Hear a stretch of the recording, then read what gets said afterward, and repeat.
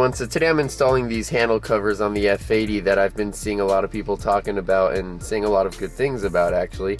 So yeah, everyone knows these cars are infamous for having that plastic coating start to wear off and get gunky and sticky. So I figured I'd make my own review video on them, and then also kind of a light install video, although there's not a whole lot of steps necessary. So let's take a look at them and see what we think at first glance.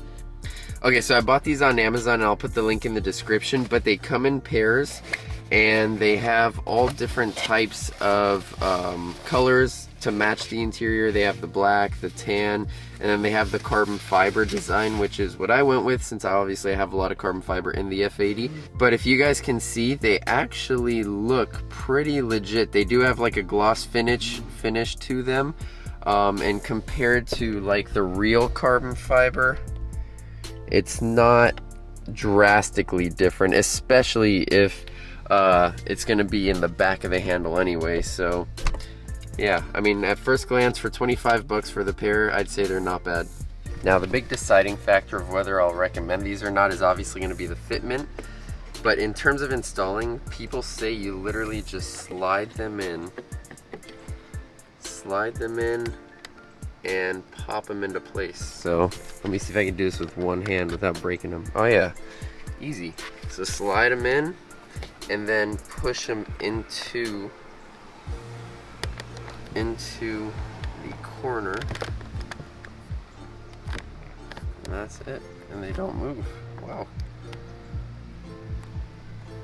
So you do have this little edge that's lifted ever so slightly, but they definitely feel secure and overall look way better.